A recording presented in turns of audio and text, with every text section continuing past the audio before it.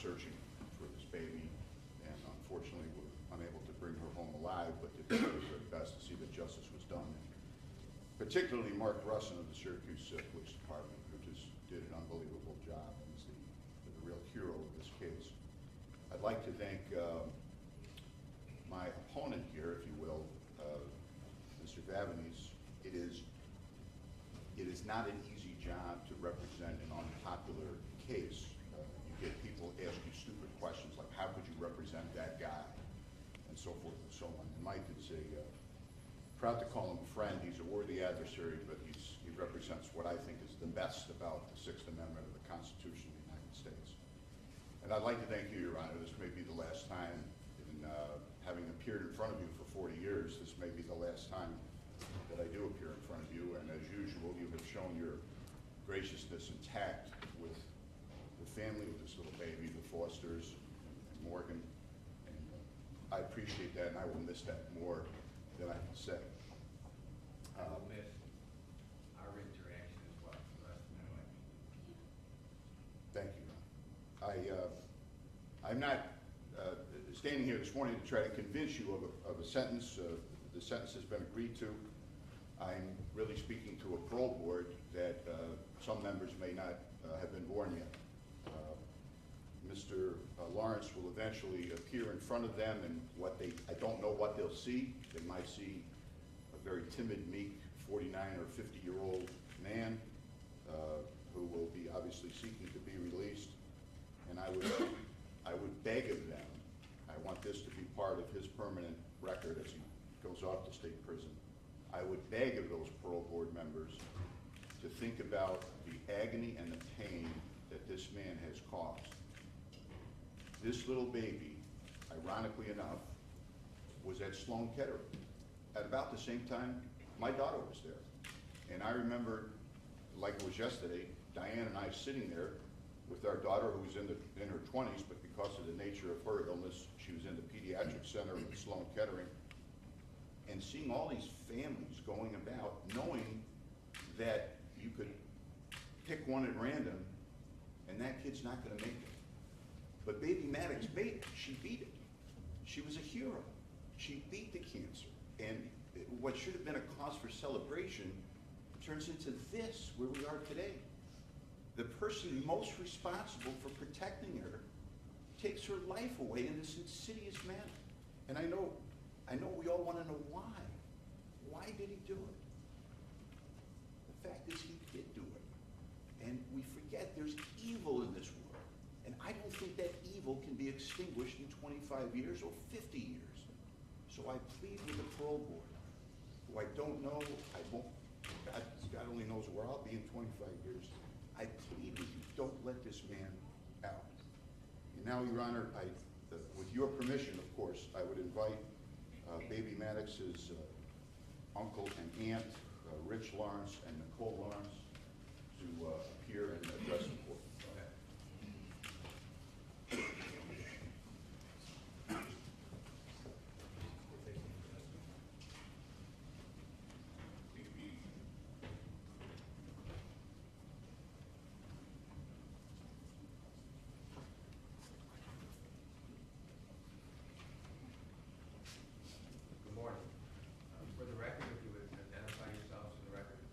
I'm Rich Lawrence. Good morning, Mr. Lawrence. Good morning. If you would speak up so everyone can hear you. Ryan, as I sat down to write this statement, I had to choose my words carefully, because these are the last words I'm going to speak to you. I thought I was going to tell you that the brother I once knew is dead, and what's left is a stranger and a murderer. However, I know that is not true, and deep down, it's not what I actually believe. You are a stranger and you are a murderer. But you are also my brother. You didn't turn into someone else, you weren't possessed, and you weren't acting against your will. You are my brother, and you are 100% responsible for your own actions. As it turns out, the brother I thought you were never actually existed. Beyond your facade, and you had me fooled. You only truly opened up to me twice in our lives. I don't know if you remember. Once before Maddox was born, you called me from a dinner party. You were hiding in the bushes like the coward you proved yourself to be. All because you were too scared and weak to face your responsibilities. At the time, I thought you could be brave and a supportive father. So I encouraged you to be that person. I told you that bravery is the act of doing the right thing, even when you're afraid to do it. I wanted you to pick yourself up and take responsibility for yourself and your family's future. The only other time you opened up to me was long before the first, during our trip to Anguilla to honor Mom. You broke down and told me the only reason you hadn't run away since Mom died was because no one in the family had given you a reason to. You said we were too good to you. I now realize how right you were. We never did anything but encourage you in whatever plan for your future you came up with, no matter how ridiculous it was. And you had a lot of them. This happened far too often. I encouraged you because I wanted you to pick a direction and stick with it. And I want you to drift around from false goal to false goal and never find happiness. When you called me to tell me Morgan was pregnant, I was so proud of you for choosing to stay in the picture. I felt that Morgan and Maddox were the future that you were looking for. I was wrong. I didn't know what was going on behind the curtain. I speak to you now as the father of a little girl. If the love of your child doesn't provide a bright enough future for you, nothing ever will. Maddox loved you. She trusted you. And she followed you into those woods. She was punished because of your weakness. You were never a father. That title is reserved for protectors and selfless men. You were neither. You will not hear words of encouragement from me. Not anymore. You, my brother, will live the rest of your life knowing that you murdered your best shot at true happiness.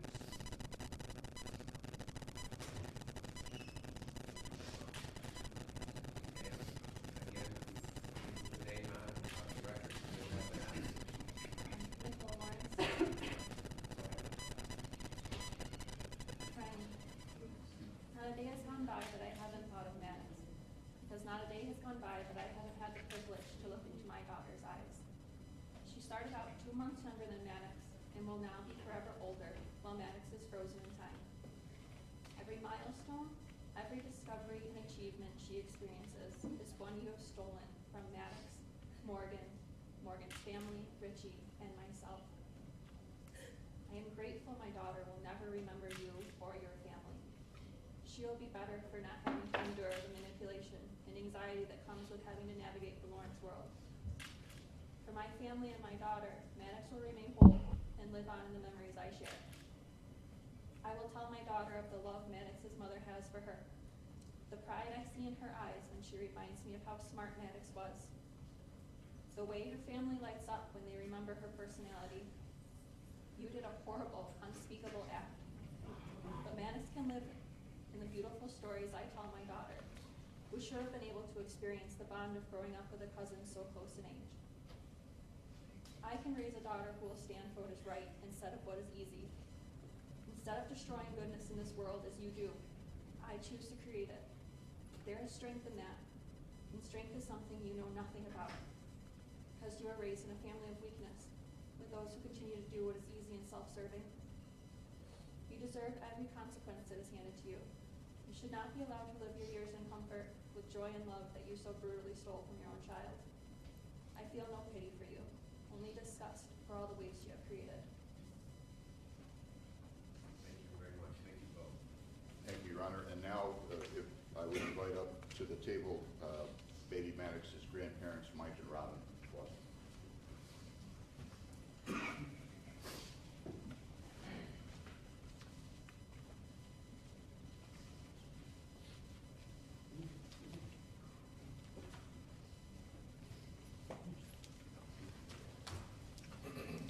morning to the both. Good morning. Again, for the record, would you please state your name? Robin Forster. Ms. Foster, if you would speak up so we all can hear you, all right? Take your time. For 27 years, I've been a wife and a stay-at-home mother of 4 daughters. I'm the mother of Morgan Lawrence. I've also had the privilege of being a grandmother for the past 3.5 years. Maddox Mary Lawrence was my only granddaughter. My life has always revolved around my family, and I love the life that I made with my husband and their children. We have a very large, loving family and some wonderful close friends, and we always welcome new people into our family, and we love them. Ryan was welcomed with open arms and loved and supported by all of us. I cared for Ryan deeply, and I was praying for him regularly. He seemed genuinely loving towards Maddox and Morgan. I supported and encouraged him. When Ryan and Maddox were missing, the police asked me my opinion of Ryan's relationship with Maddox. I was insistent that he loved and adored her and would never harm her. Everyone who's seen them together believed the same thing. The fact that he can deceive so many people proves that he should never be trusted. When I found out what Ryan did to Maddox, my whole world was turned upside down. I cannot describe the amount of grief and loss that I felt, and I'm still feeling. The feeling of being helpless was overwhelming. I didn't even know how to comfort my own daughter. I couldn't fix anything or make it better for her. I began to seriously question my judgment. How could I have been so sure about his intentions toward Maddox and be so totally wrong? What about the other judgments I've made? Were they wrong too? I felt that if I had better judgment, I could have protected my daughter and my granddaughter. I began to fear that my daughter would not be able to survive this, and I experienced incredible guilt because I was visiting my other grandchildren in Connecticut during the last 5 days of Maddox's life. I had trouble getting out of bed most mornings. Every morning I would wake to find that this wasn't a nightmare, it was reality. I experienced anxiety when going out in public. I felt very vulnerable and avoided people that I knew. I was afraid of having to talk about it, and I was embarrassed that I was so deceived by Ryan. I wondered how the loss of Maddox and the trauma of knowing that Ryan murdered her would affect my younger children. They were 10 and 12 at the time. When issues arise in adolescence or adulthood, they missed weeks of school, they were nervous about returning. One of them had trouble being in large groups and had to be removed from some of her classes. They both lost interest in their hobbies and their extra activities, and I worried about my oldest daughter, who's the mother of 2 and lives in another state. I wondered how she was going to cope with this. So I started working to get away from home. I couldn't face being in the empty house where I used to care for Maddox. But even at work, I have to face my grief. I met many grandparents who want to talk about their grandchildren. I would like to talk about my grandchildren also, but I can't mention Maddox because it's too painful to talk about her as strangers. What do I say? Should I talk about her in the past tense? Will they ask me what happened? And some people have actually asked me what happened. I will simply, am I gonna just come undone? I have never been afraid to talk to people about anything, but now I am. I often find myself choosing my words very carefully. 9 months have passed since Maddox was murdered. Some things have improved, but most of my initial feelings are the same. Sometimes I have trouble concentrating because she's always on my mind. I miss her so much, and I wonder how I'm ever going to trust anyone who's going to come into this family in the future. I don't ever fully enjoy my family because I'm always aware that Maddox's presence is missing, and I know my life will never be complete again. Maddox has never left my mind, but I don't want her to. I never want to forget her voice, smile, her laugh, her funny expressions, her incredible dance moves, her gentle touch, her soft kisses, or her wholehearted hugs. There are no words to describe how much I miss her. Maddox was a beautiful little girl with a big personality. She was bright, funny, friendly, and energetic. She had a quality that I just can't put into words. People were drawn to her. She was so gentle that even my old cat lifted me near her and let her pet him. She had different dance moves for every genre of music. She was full of life that even cancer couldn't keep her down. Her whole life was ahead of her, and Ryan robbed her of it. The audacity of Ryan Lawrence to take away the life of the very child that God entrusted him to care for and protect is unfathomable. Among the marital property that he requested in the divorce proceeding between Morgan and himself was a cracked fish tank, a bike with no wheels, and a picture of his dog. These are the things of value and importance to him. Was Maddox ever important to you? I will never understand why. I know that nothing can bring Maddox back to us or make things better for Morgan. I only ask that Ryan Lawrence be punished to the full extent of the law for the horrific crime he committed against his own daughter and the effect that it has left on Morgan. A person as deceitful and callous should never be allowed into society, lest they have the opportunity to harm anyone ever again. Thank you very much. Good morning. Good morning, how are you? Good. And again, if you would, your name. My name is Michael Forster. Um,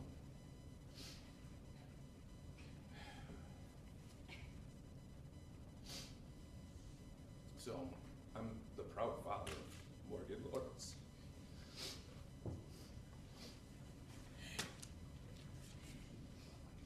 I know. My heart breaks every time I think of her situation. It is so unfair that my daughter had to experience this tragedy, let alone live the rest of her life with this sad reality. I wish somehow I could have protected her from this loss, but I could not. There is an evil in this world, and we never know when it's going to cross our path. I am also the deeply saddened grandfather of Maddox Lawrence. I miss her every day as I wake up, reminded of what Ryan Lawrence has done. I truly wish these events had never happened. I wish somehow I could erase them. I wish Maddox was with us. Thank you, honey. Excuse me. Take your time. Excuse me, sorry. In February of 2016, I spent what would be the final weekend of my granddaughter's life with her.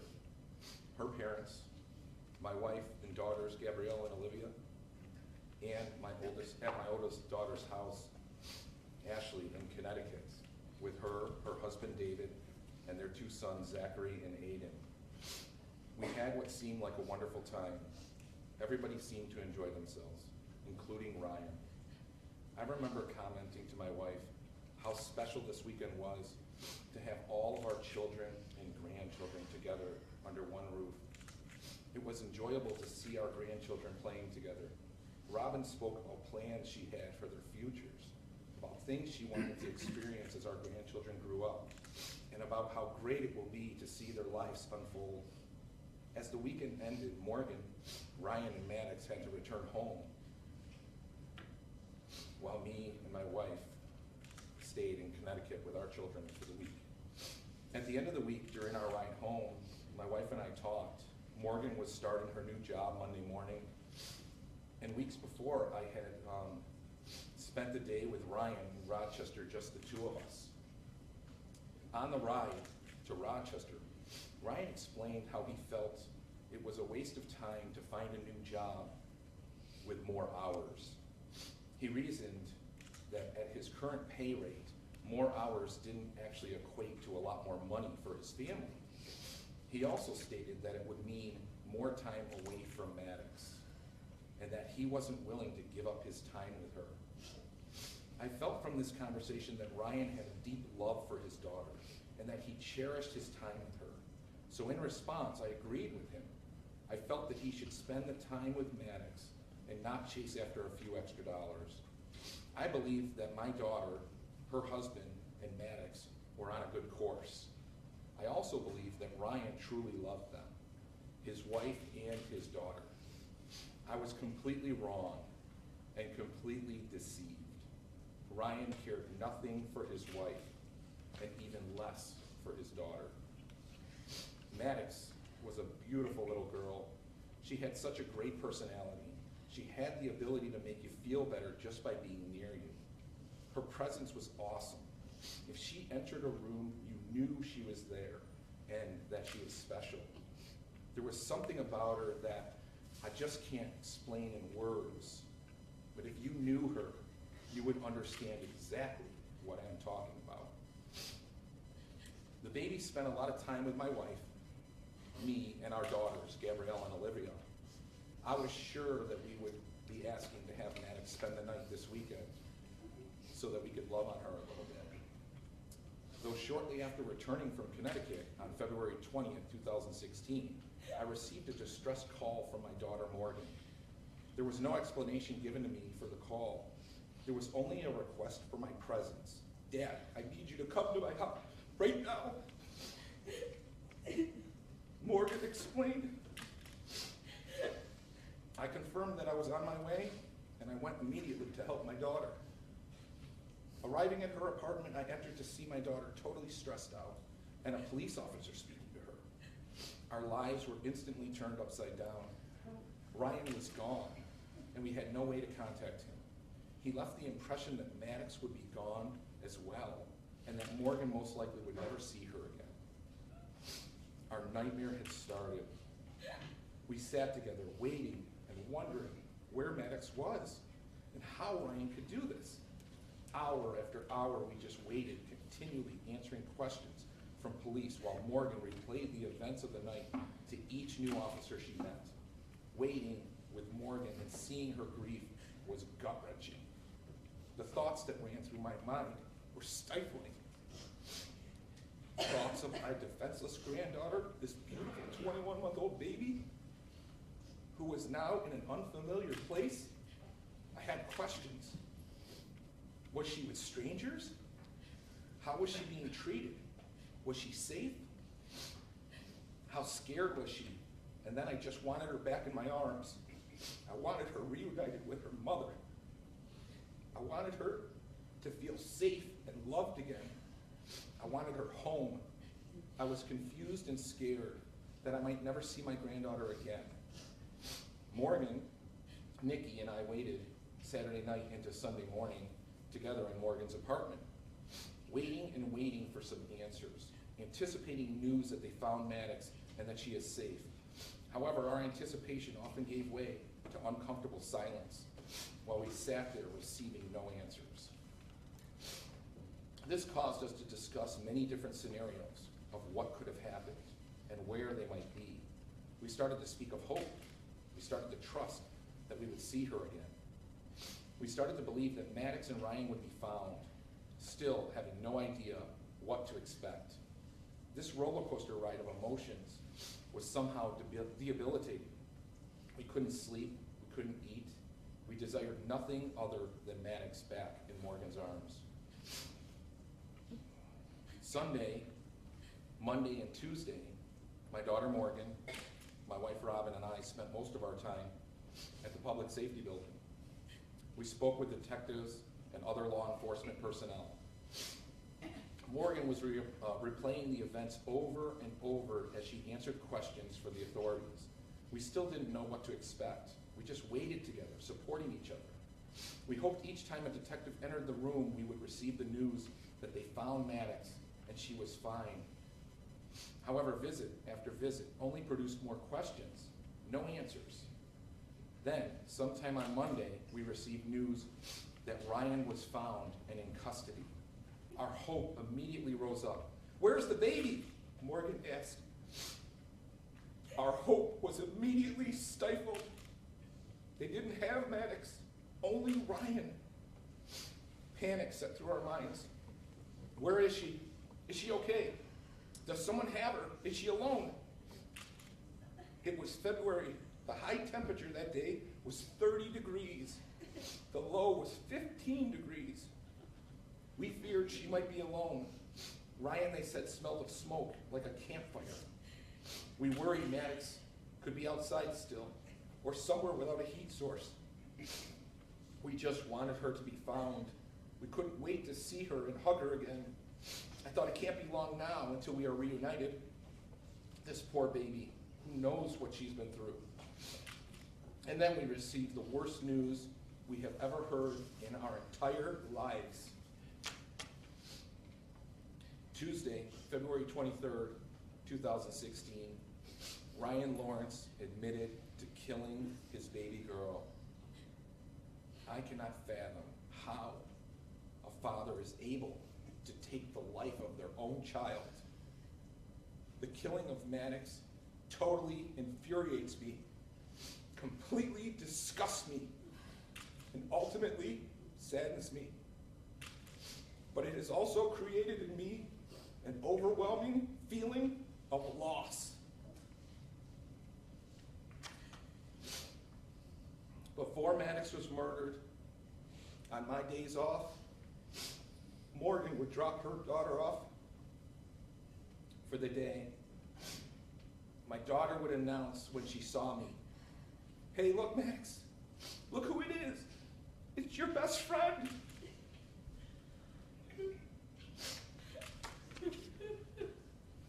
I would feel so honored.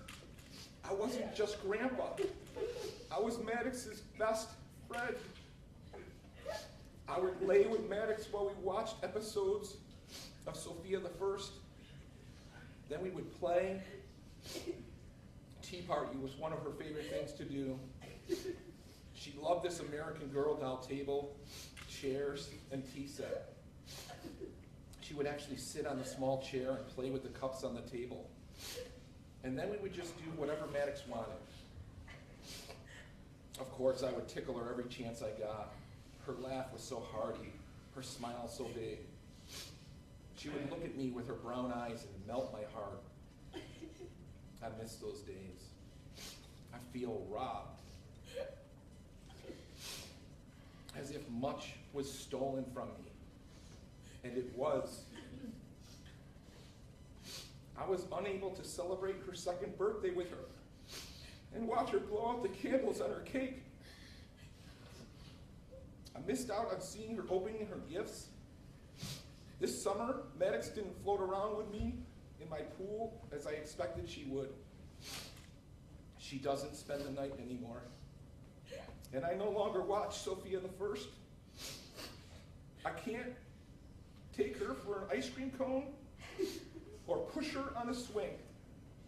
I didn't see her reaction to the beautiful fireworks and the loud explosions on the 4th of July. We didn't attend the New York State Fair together, see the butter sculpture, or drink cups of chocolate milk. I missed her as we went apple picking. I didn't see her in her Halloween costume. I won't be able to rake the leaves and see Maddox jump in them and throw them up in the air. She won't be with me for Thanksgiving dinner, nor will I have a picture of her sitting on Santa's lap this year. I won't see her learn to sled or even see her reaction to snow. She will not help us pick out a Christmas tree or decorate it with us. I won't see her come to my house on Christmas Day, excited to see the gifts under the tree. I won't see her tie her own shoes or hear her tell me she is a big girl because she uses the potty. I will miss out on her attending preschool. I won't be able to take her picture on the steps of the school bus on her first day of kindergarten. I won't hear her recite the alphabet or count to 100. Her special drawings won't hang in my house. I will never see her sing in a chorus star in a school play, or learn how to play an instrument. I won't see her learn how to ride a bike, jump rope, or even swim. She will never show me her first loose tooth, nor will she bring it to me when it finally falls out. I will never see her first haircut, or her hair grow to reach her shoulders. I won't hear her tell the story of how she caught her first fish, or how she climbed her first mountain. All of this, I feel, has been stolen from me. I also feel that my future has been torn from me. I will never be part of the life that Maddox should have been allowed to experience. Like seeing her attend her first school dance, or hearing about her first kiss, congratulating her for getting her driver's permit, or watching her get ready for her junior prom, taking pictures of her and her date before her senior ball, or letting her drive my car when she receives her driver's license. I will never hear Maddox's name being called at her high school graduation, and I won't see her walk across the stage to receive her diploma in the class of 2032. I won't hear about the choice she has made of where to attend college, nor will I help her move into her dorm her freshman year. I will not hear that she has met the man of her dreams, or see her graduate from college. I won't witness her wedding proposal, or see her fitted for the perfect wedding dress.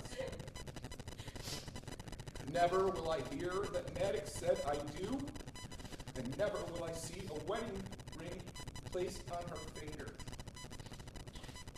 I won't hear the wonderful news that Maddox is pregnant, nor visit her after she gives birth. I will never have the opportunity to hold her baby in my arms. But that is not all.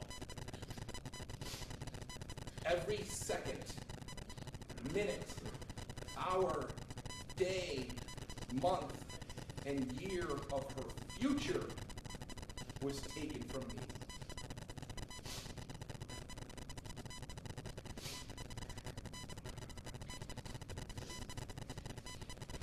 Actually,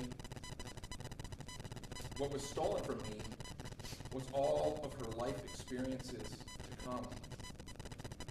How unfair of a decision Ryan solely made for innocent Maddox, as well as for all of us.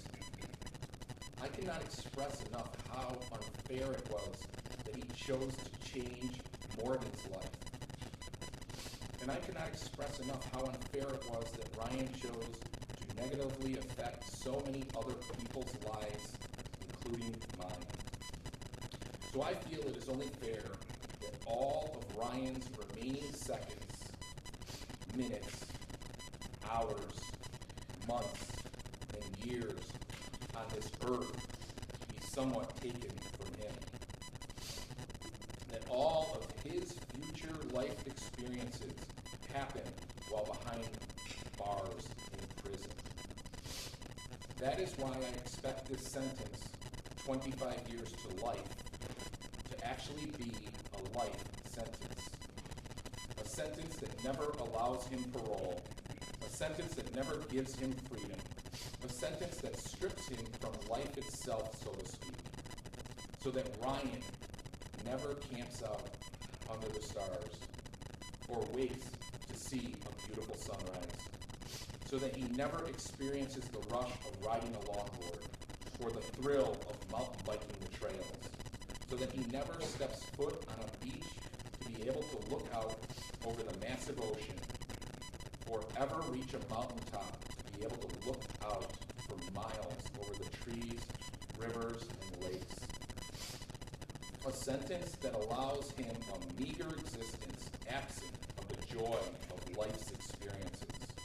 A sentence with time served that will be fulfilled the day Ryan Lawrence dies behind bars. Nothing will bring back my granddaughter, and nothing will satisfy my overwhelming feeling of loss. I have missed her presence every second, every minute, every hour, every day, and every month since Ryan killed her. And I will miss her presence every moment for the rest of my life. That will be my prison, thanks to Ryan Lawrence. I will have to experience life now incompletely. For every positive memory to come, the despairing thought that Maddox should have been here will accompany it. For every moment I share with my other grandchildren, the overwhelming sadness of feeling that Maddox should be here will accompany those moments. For every milestone of their lives that I experience, I will have missed out on a milestone of Maddox's life that she should have had the right to experience. But now she doesn't, because Ryan Lawrence decided to make a final decision for her and everyone involved. Her life was ended for reasons I will never understand, nor do I want to. Instead, I will celebrate my granddaughter by remembering her. I will cherish the time I had, short as it may have been. I will treasure the moments she spent with me and know that in these short 21 months that Maddox has managed to imprint herself upon me. I love my granddaughter with all of my heart. She will never be forgotten. Thank you very much. Appreciate it.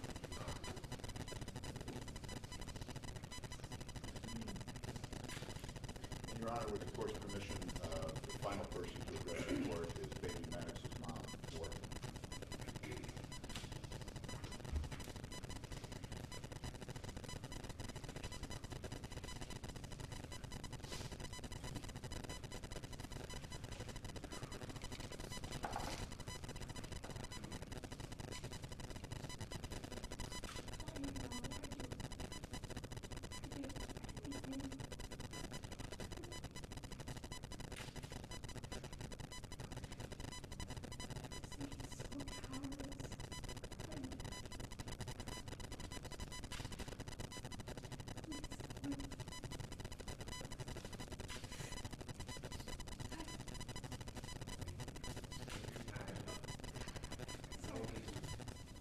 Tremendously difficult for all of you. Take a deep breath. Go ahead.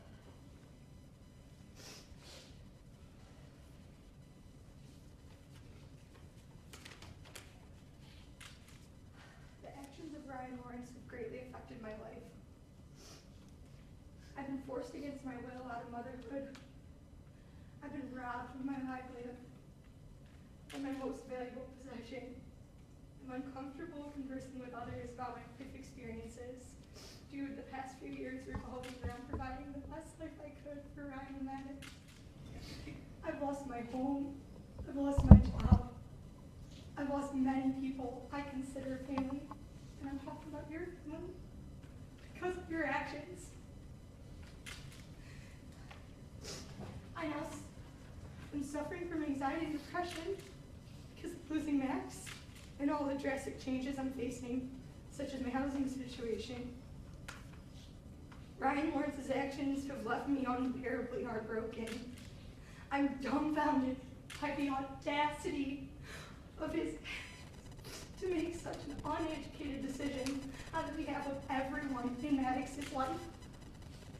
Any one of our family members or friends would have gladly taken her from you if you had just told her that you were feeling you were going to harm her.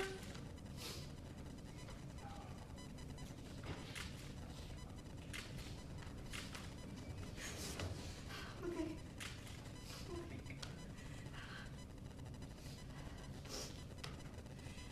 His completely irrational actions have left me with no answers or closure.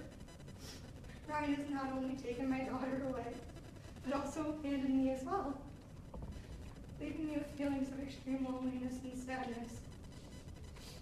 The situation also leaves me questioning my own judgment of others' intentions and their character. Burying my daughter alone was the single most howling experience I've ever endured. Knowing her death was at the hands of the man that I once loved and trusted with our lives shakes me to the core. Because of what Ryan has done, I can never again be sure that I know someone for who they truly are. Ryan Lawrence's actions have affected the lives of others as well. Maddox was loved by everyone she met. She was strong and inspiring. She's missed greatly by everyone who knew her. And those who were very close to her, such as our family, are heartbroken and outraged. 3 of Maddox's aunts are my own sisters. 2 of them spent nearly every day with her. And they're both under the age of 13. They're children. They should have never been subjected to this type of personal pain and heart and violence. This situation wears on them during everyday life, ranging from personal pain to comments other children make at school about me.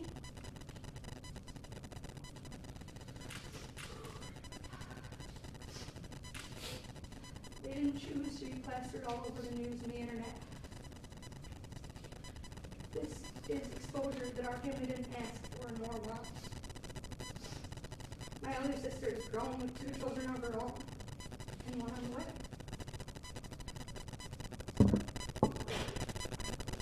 As she watches her children grow, she wonders the same things I do. Her children have as close of a bond as they do. Who would Maddox have grown to be? What would she look like? What would her talents have been? She mourns, as I do, for her children, who are too young now to understand. But will someday have questions about Maddox when they see her pictured in photographs beside them? At that point, like others in our family with small children, she'll have to decide how to jump that touchy hurdle. Does she choose to share stories or withhold? These are challenging decisions we must all make. Some of the most affected people, aside from myself, in this situation are Ryan's brother, Richie, and his wife, Nicole, and their young daughter, Zoe, 2 years. For them, standing by me means losing their family members.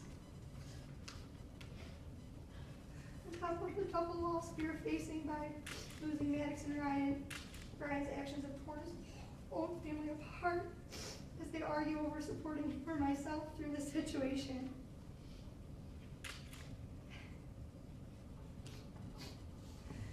Finally, the local community has been greatly shaken by Ryan's actions. They've done everything in their power, from searching for Maddox while she was missing, to building memorials and helping me rebuild my life. Ryan Lawrence's actions have affected my financial situation as well. I now find it really difficult to hold a job, making providing the necessities for myself near impossible. I can't afford to live on my own, but I find it very difficult to live with others during this trying time. Since February, the police have withheld my vehicle, laptop, and my DSLR camera that Ryan had used during his crime. This has hindered me from being able to work as a photographer, causing larger gap in income and adding emotional strain on me since I use art as a form of de-stress. Ryan's actions have also affected my social interactions with old friends, new friends, and even strangers. I'm constantly trying to avoid the mention of Ryan when speaking with old friends. However, almost always that's where the conversation ends up going. While talking to new friends I've met recently after the situation, I'm always questioning if they recognize me. I'm always feeling as if I have to hide who I am. Interactions with strangers are most uncomfortable. Often people stare at me as if they recognize me.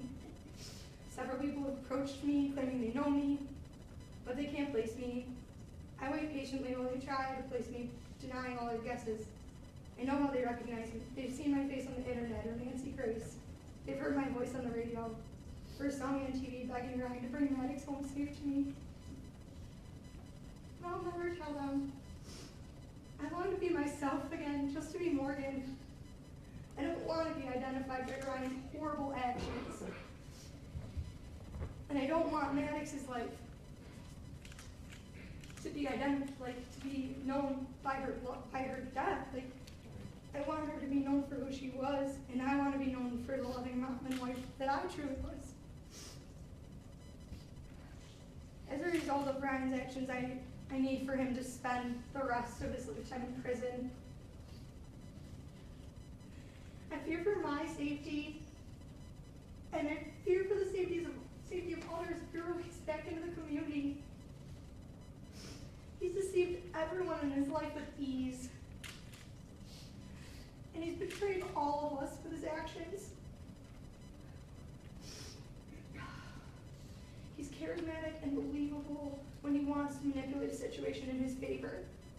Before a parole board 25 years from now, he may seem remorseful. He may beg and plead to be released. He may claim to be changed. Please don't be fooled. He's a monster. And I truly do believe he'll kill again if given the chance. Don't give him that chance.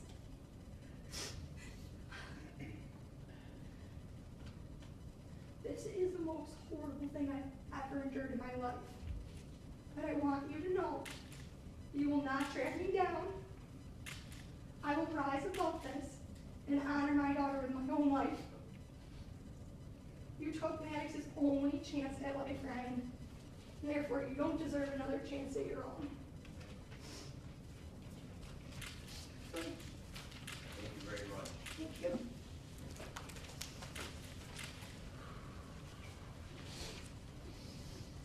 Once again, Your Honor, the people move sentence. Anything else, Mr. Banner? No, Your Honor. Mr. Vanity, is there anything you'd like to say on behalf of your client for the court pronounces? Yes, Your Honor, thank you. We simply rely on our submissions regarding the pre-sentence report and objections thereto and request that in closing the sentence, the court consider all statements made by Ryan with respect to this matter written and oral. I too want to start by saying I appreciate the consideration and the professionalism given by this court, Mr. Fitzpatrick and Mr. Cayley, with respect to this matter that I know is difficult for everyone involved. What I think I appreciate most and what the people of this community are fortunate for is the district attorney's office who never made a case like this personal between counsel. We're very fortunate to have that type of professionalism here, and I certainly appreciate it. As his attorney, as set forth in the pre-sentencing memorandums that we submitted, which we asked that the court make a permanent part of his record, I respectfully request that the court consider certain factors in evaluating his sentence, and based upon those factors, impose the agreed-upon sentence of 25 years to life on count 1 and count 3 to run concurrent. First, I ask the court to consider at the time this tragic and horrible incident occurred, Ryan was 23 years old and had no prior criminal record. Second, even though there may have been some contested legal issues regarding a possible affirmative defense, extreme emotional disturbance, I ask the court to consider that Ryan decided to waive his right to a trial on that issue and plead guilty. And in so doing, he's accepted responsibility for his acts and avoided putting Morgan, both their families, the court, and the entire community through what would have been a gruesome and painful trial for all involved. By his plea and by any other factors previously noted, Ryan has accepted responsibility for his acts, and I can tell you his overwhelming shame and remorsefulness for what he did. I think that's best highlighted in Dr. Knoll's report that the court has, where he stated that he showed appropriate remorsefulness for his conduct and got appropriately emotional when he discussed the details of the offense. And the CCA report echoes that. It states that Ryan is full of remorse, regret, shame, and unimaginable grief, and recognized that he acted irrationally.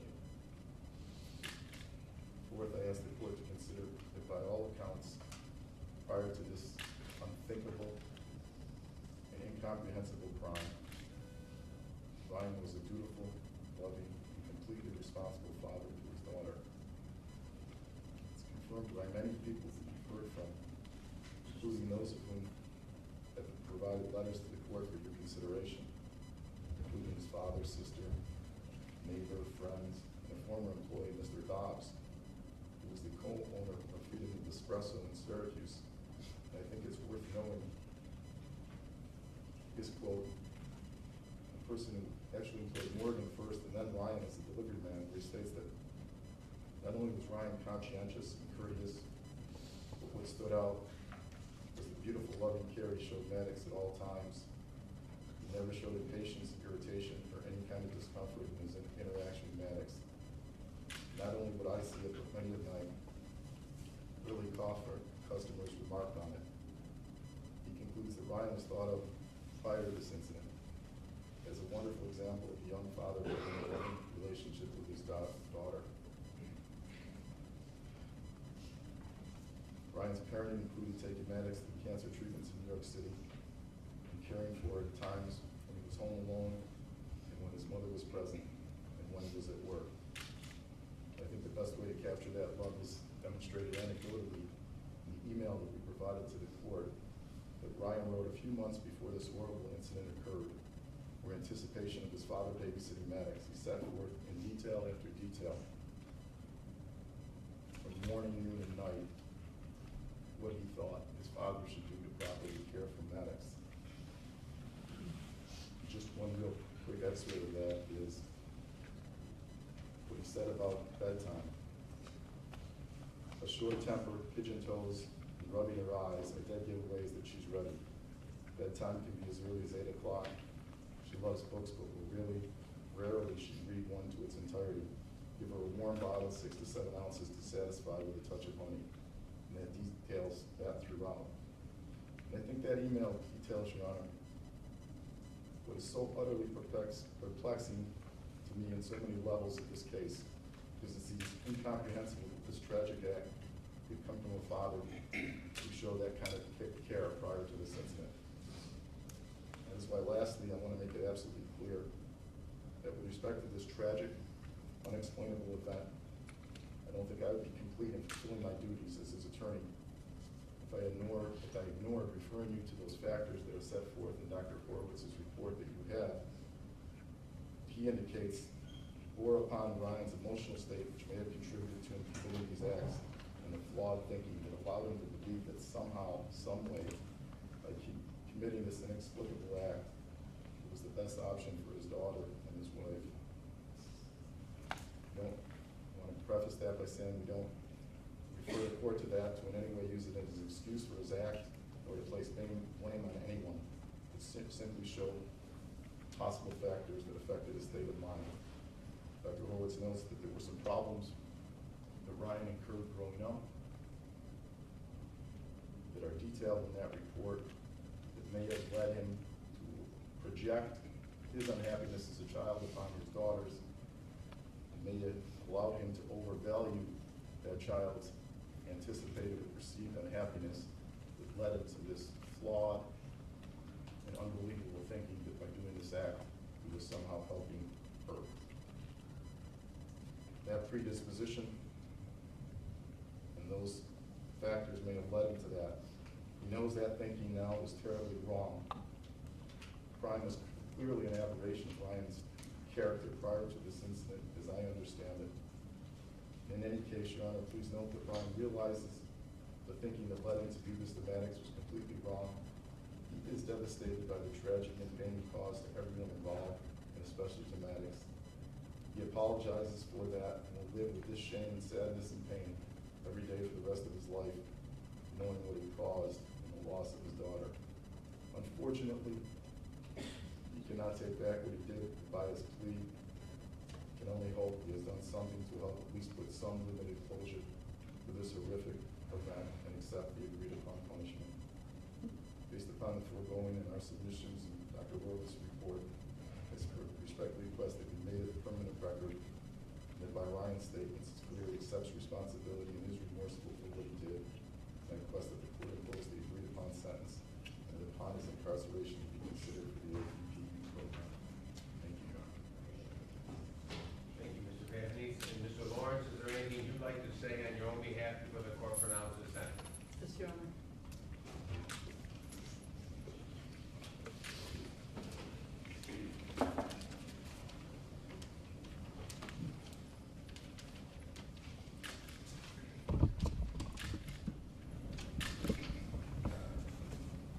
incredibly hard to talk about this for many reasons, and even harder to find the words to explain such a horrible crime. It's with all of my heart that I convey my sincerest apology to everyone for taking Maddox from her family and everyone who loved her. I'm also utterly sorry for denying Maddox her chance at life. I can't expect your forgiveness, but I tell you now that the sorrow I feel for what I've done is complete and comes from the deepest depths of my being.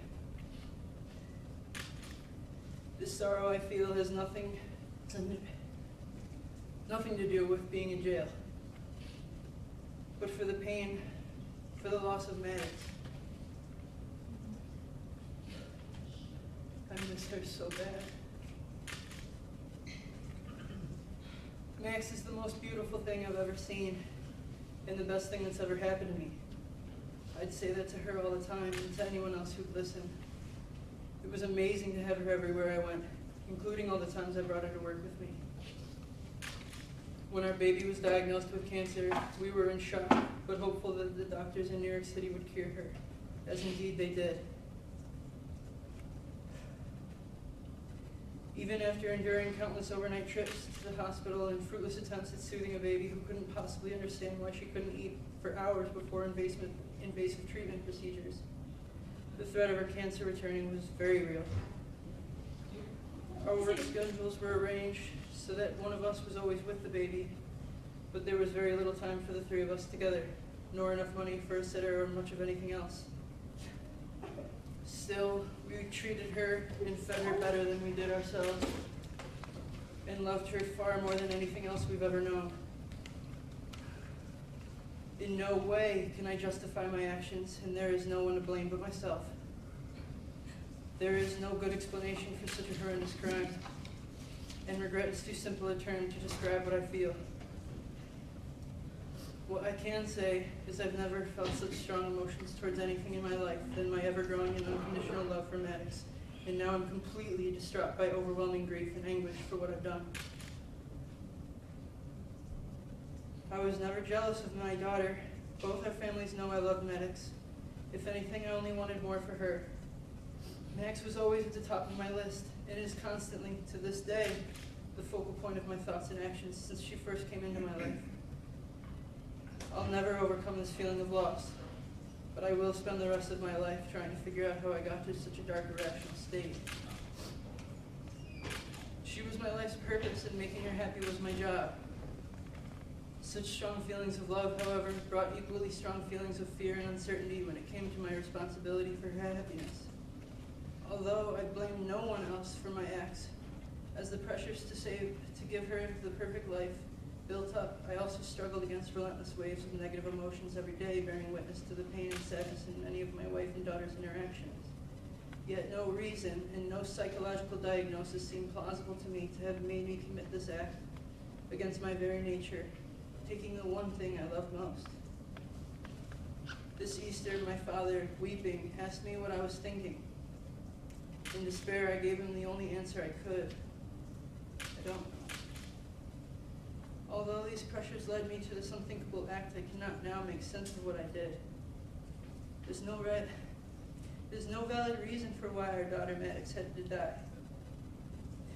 Not a second goes by when I don't wish I could take back what I did, and that Maddox would still be alive.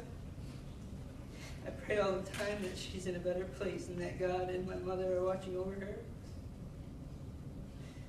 To Morgan and all of those who loved her, I hope that from my plea and acceptance of responsibility, you can find at least some measure of closure from the pain I inflicted. This was, and is, without question, the worst act I will ever commit.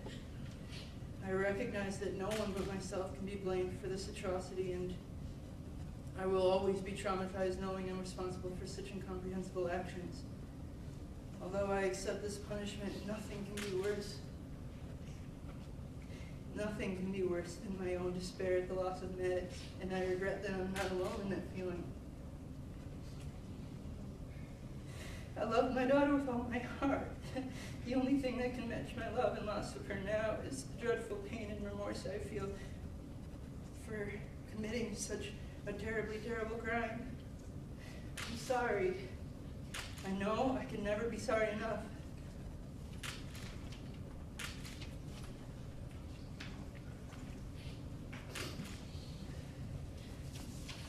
Part of this agreement was and is, Mr. Lawrence, that you waive your right to appeal. You have done that formally at the time that you entered pleas of guilty to the first and third counts of this indictment. And again, I want to reiterate for the record, you understand that in addition to the rights that you have waived when you entered your pleas of guilty in this case, there are additional rights that you can assert on an appeal, and you are hereby waiving the assertion of those additional rights upon an appeal. Is that correct? That's correct, Your Honor. Do you hereby waive your right to appeal? Yes, sir. It's very difficult for this court or for any court to make remarks following such sensitive, emotional, caring, and loving remarks made by the family. I thought about the remarks that I made today, and I will certainly modify them in light of what I've heard today. I could not say or express the feelings any better than family members have done so here in this court. But baby Maddox Lawrence, deserves to rest in peace. She deserves a quiet and true and final resting peace without any possibility of appellate decisions that may disturb that peace several years from now. It was very important, I believe, to the Maddox family, and the Lawrence family, excuse me. They wanted this horrific and tragic case to be resolved with finality and justice. The overriding element of this entire matter is the seeking of justice for Maddox Lawrence. Without the prospect of a long and painful trial, and certainly without the prospect of several years of appeal, it would only come after a lengthy trial, and if a conviction was had, where this court would have the discretion to impose life imprisonment without parole. I believe that you deserve such a sentence. We have made this agreement in light of all the totality of the facts and circumstances in this case, and everyone's desire that Maddox Lawrence, baby Maddox, would rest in peace, finally. And certainly, Mr. Fitzpatrick and his office and this court and Mr. Vavanese understands that this court has rendered several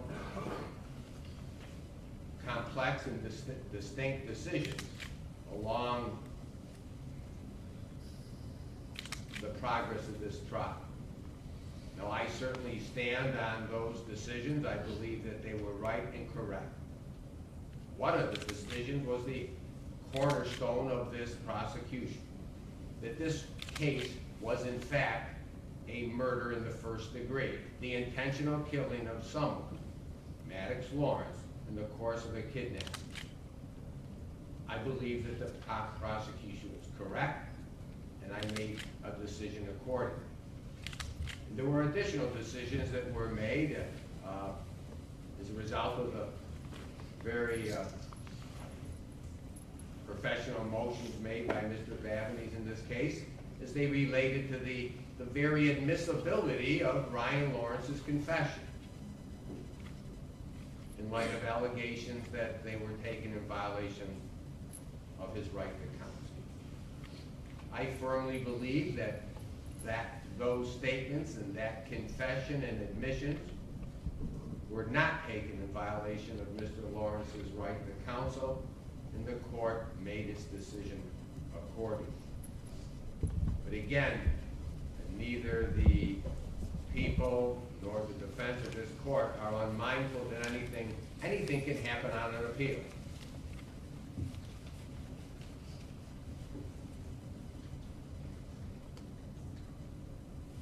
And that's why I want to reemphasize this morning that Ryan Lawrence has waived any and all right to appeal. And it is all of our beliefs, from the depths of our hearts, that Maddox Lawrence will rest in peace. This agreement in sentence gives Maddox Lawrence a final resting place. She will rest in peace. And obviously her feelings of love from the family will live on forever and ever. And again, I don't pretend to be able to express the feelings that I have about this case and about Maddox Lawrence any better than what we have just heard in this court. And I can say to the family that I appreciate those remarks, and I understand how hard it is to come to this open court and make those remarks. The legal issues surrounding this tragic death be laid to rest today.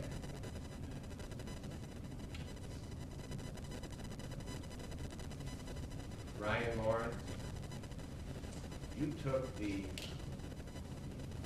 bright, spirited, beautiful, innocent child from her family and friends. Children are not supposed to die before their parents. This is not the natural course of events in our lives that we expect. And in this case, for what purpose? I've read all the reports that have been submitted to the court and letters and all of that. But the overriding question, what was the purpose? What was the purpose in taking this beautiful child's life? There is none. There is no. There is really no closure when you lose a child. And when thinking of my sentencing remarks today, in this case, I recall two other tragic cases that Mr. Fitzpatrick prosecuted in this very courtroom in front of this judge. Unfortunately, there were many more during the course of my career that I will not mention. But two of them do stand out. One was Regina Reynolds. It was a cold case filed at the DA's office prosecuted several years ago. And at that time, it was over 25 years old. Regina Reynolds' body was found on the shores of Atisno Lake, and through the tenaciousness of the police and Mr. Fitzpatrick's office, that case came to trial and was resolved. I believe a few years ago, the defendant in that case that I sentenced to 25 to life died in prison. There was another case that certainly touched my heart. The Jenny Lynn Watson case. I called her this community's adopted ballerina. She too was murdered for no real reason.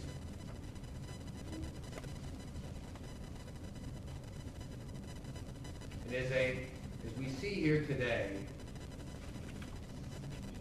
the families that have, members that have spoken, and I'm sure there's other family members out there with the same feelings and friends, it is clear that this family believes in life. They believe in love. They believe in the overriding principle of trust and faith.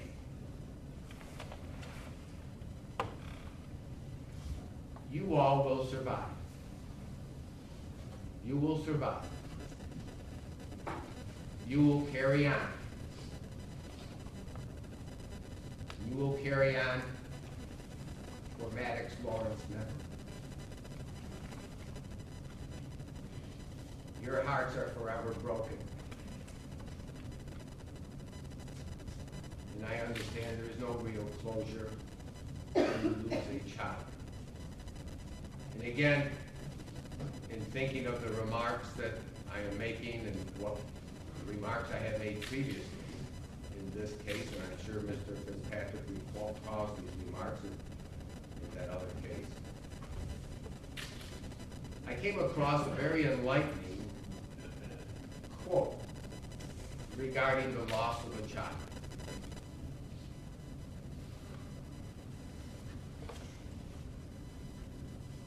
These will probably be one of the last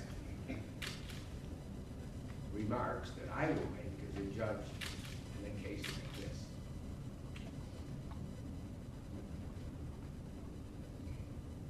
That quote goes like this: a wife who loses a husband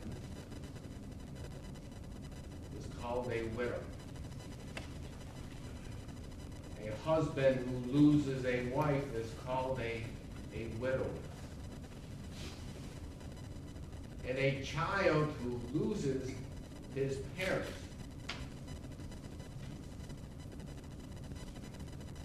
is called an orphan.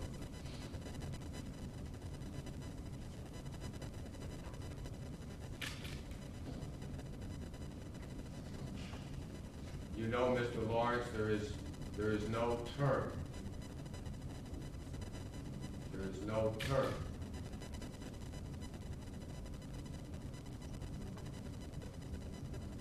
for a parent who loses a child. That's how awful it is. I say that to you,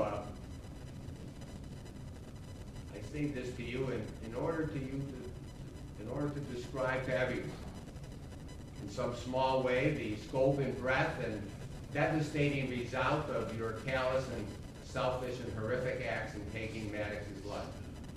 You had no right to decide when she should die. But what you did not kill that day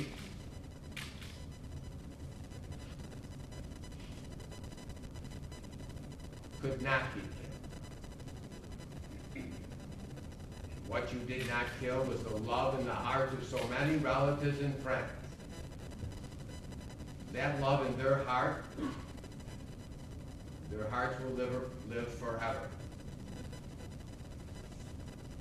Maddox Lawrence, baby Maddox, as he has been commonly referred to, became what I call a hero in this community.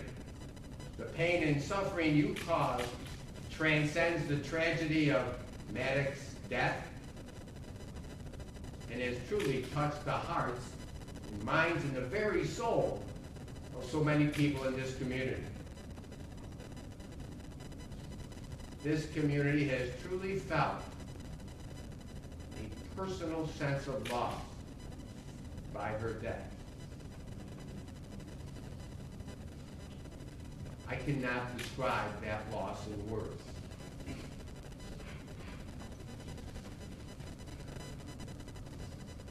You didn't know her.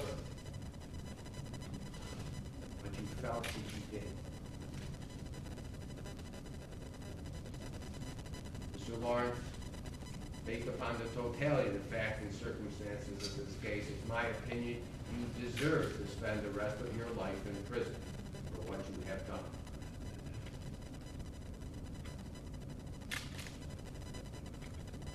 While I may not be around in 25 years from now, and if I am, I will be asked for my opinion, and I will give it in terms of your parole. However, if I'm not, my words are in this record, and my expressed opinions regarding your punishment will live on. It is the sentence and judgment of this court that based upon your plea of guilty to murder in the first degree, discharged in the first count of this indictment, that you be sentenced to the maximum sentence of life imprisonment with a minimum of 25 years. Relative to your plea of guilty to murder in the second degree as charged in the third count of this indictment, it is the sentence and judgment of this court to receive the maximum sentence of life imprisonment with a minimum of 25 years. By law, these sentences must run concurrently with each other. Surcharge. $325 mandatory surcharge and a $50 abandonment fee. Great. And for the record, I want to thank Mr. Fitzpatrick, Mr. Kelly. I've said this before about the both of you, but it deserves repeat. Both of you have lived up to the highest standard that I can expect from prosecutors in this community, and I appreciate it. Mr. Vavanese, you have fought hard in this case. You have fought as professionally as any lawyer that I have had come before